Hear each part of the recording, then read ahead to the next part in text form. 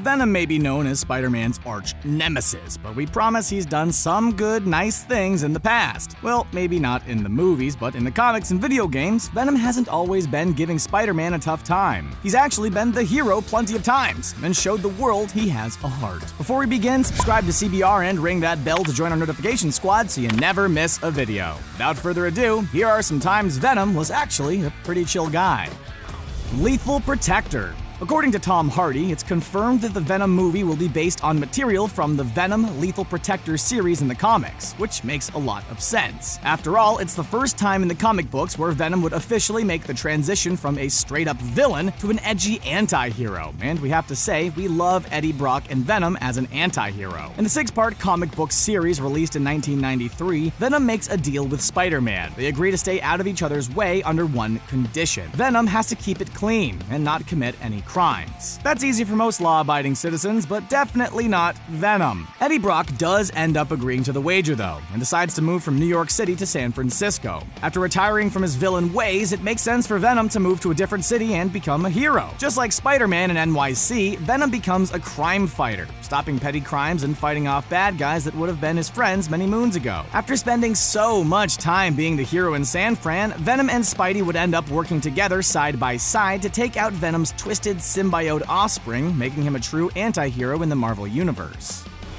Working with Spider-Man. While Spider-Man and Venom are usually mortal enemies who despise each other more than anything in the universe, they have teamed up on multiple occasions like we just mentioned. One of the times where they fought together was in Spider-Man's self-titled video game release in 2000. It's safe to say this game didn't age all that well, but hey, it's nearly 20 years old. This game started off with them on opposing sides like always. The plot centers around Spider-Man being framed by an imposter who stole an experiment made by Dr. Otto Octavius and decided to present it live in front of hundreds of people to claim all the glory for themselves. Venom mistakes the imposter Spider-Man for the actual thing and tried to play the hero and bring him to justice for his crimes against science. Well, he went about it in a pretty crappy way by luring Spider-Man through kidnapping Mary Jane and nearly drowning her, but that's how Venom plays the hero. Eddie Brock was also pissed that the imposter destroyed his camera, which he desperately needs for his job with the Daily Bugle. After plenty of fights, Spider-Man convinces Venom that there was an imposter trying to pin them against each other. To make up for his huge mistake, Venom helps Spider-Man find the imposter, which was Mysterio, and save the day.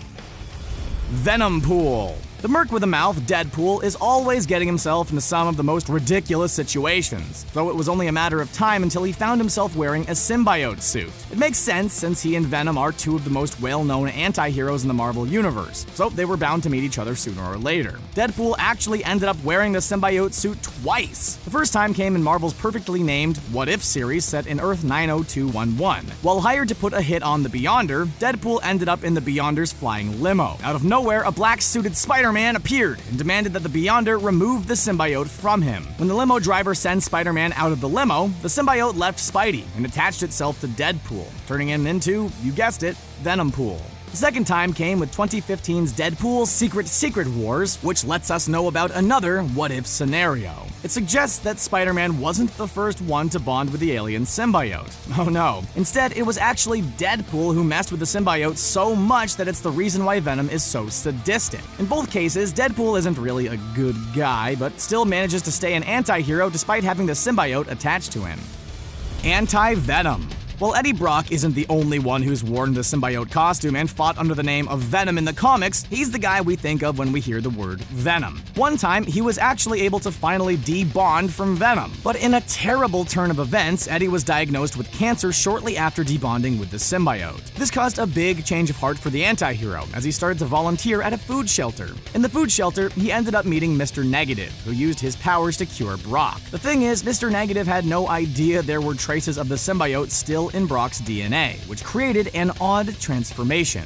Mr. Negative's powers fused Brock's symbiote cells with his white blood cells, which transformed Brock into Anti-Venom, a hybrid symbiote anti-hero. Despite looking a lot like the normal Venom, Brock isn't as much of a bad guy in the Anti-Venom suit. If anything, Anti-Venom helps Eddie Brock stay on the righteous path and help those in need. Eddie does exactly that and uses his newfound abilities to cure the diseased. Unlike the Venom symbiote, Brock is in complete control of his actions as Anti-Venom, which naturally allows him to be a much nicer person. If only he was always like Anti-Venom. Mania. Later in the Marvel Comics, it was no longer Eddie Brock as Venom, but Flash Thompson who started to fight under the name of Agent Venom. The thing is, he didn't fight alone. Sure, he started off lone wolfing as a hero, but he quickly met Andy Benton, who would end up becoming his trusty sidekick. It's like Batman and Robin, but with significantly more symbiote. Andy Benton is a teenage girl who's Flash Thompson's neighbor. Flash actually worked as a gym coach at her high school, so they knew each other for a while. After seeing some weird things, Benton learned that her coach is actually Agent Venom. Whether or not it was just a lucky guess is beyond us, but nonetheless, she's really intelligent. When Lord Ogre puts a hit out on Agent Venom, supervillain Jack-O-Lantern used a poisonous gas on Agent Venom. Once Thompson noticed Andy was nearby, he released a portion of his symbiote to protect her. The thing is, the symbiote ended up attaching to her, turning her into Mania. Mania acts a lot like Venom and becomes an anti-hero in her own right. While Andy has one hell of a dark side to her as Mania, Agent Venom acts as a mentor to Andy and makes sure she stays under control and doesn't abuse her power. Agent Venom. Sticking with Agent Venom, it's a relatively new comic book arc released by Marvel in 2011. This was done to modernize Venom for today's crowd. Marvel's intentions were to not only make Venom look better, but to make the character jump from being an anti-hero to a full-fledged superhero. They did this by putting Flash Thompson, a former high school bully, in his role and giving the character a military-style suit. After having both of his legs amputated due to an accident in the Iraq War, Flash Thompson willingly decides to participate in a government experiment, bonding him with the Venom symbiote.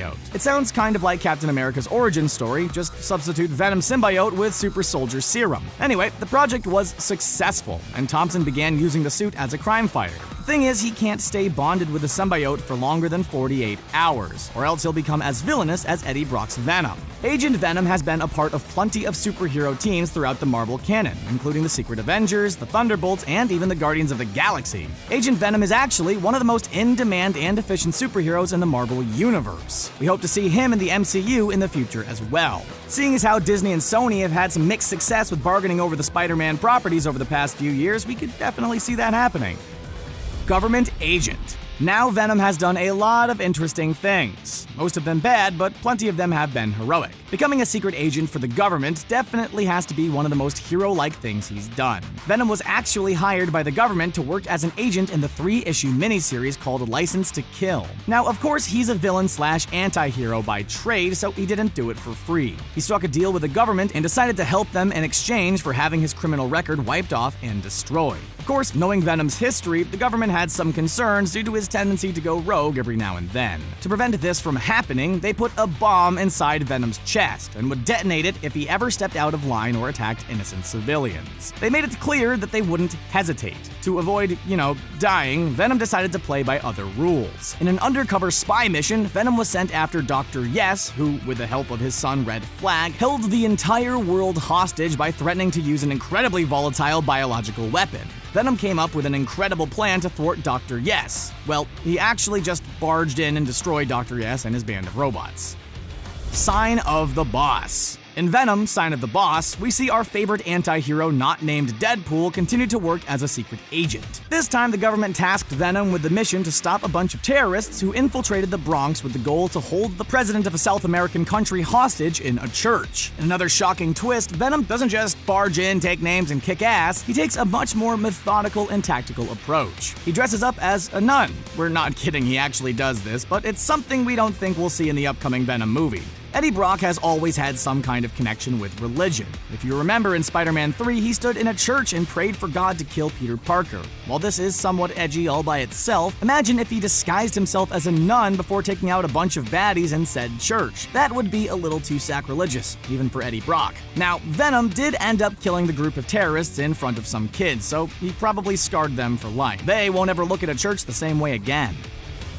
Dusk. Dusk is quite the confusing character, but we're not talking about the alter ego Peter Parker once adopted. We're actually talking about the Dusk that's Spider-Girl's best friend and the grandson of Peter Parker's arch nemesis. In one of the weirdest storylines in the Marvel Universe, the daughter of Peter Parker and the grandson of his bitter enemy Norman Osborn, aka the Green Goblin, somehow grew up to be best friends in the Earth 982 story arc. Mayday Parker and Normie Osborn III grew up working together and fighting side by side as crime fighters known as Spider-Girl and and Venom, but he doesn't want to be called Venom because the name has some pretty bad connotations that come along with it. Everyone will be reminded of Eddie Brock's history of being a villain committing plenty of crimes. Unlike his father Harry and his grandfather before him, Normie didn't have a bad bone in his body. He was actually too nice to the point where he came across as overly sensitive. The Venom symbiote tried to re-bond with its former host, Peter, but failed and forced itself upon Normie instead. Luckily, with Spider-Girl's help, Normie was able to control the symbiote and suppress its aggressive nature. Instead of destroying the symbiote, Normie used the incredible control he had over it to begin his superhero career as Dusk.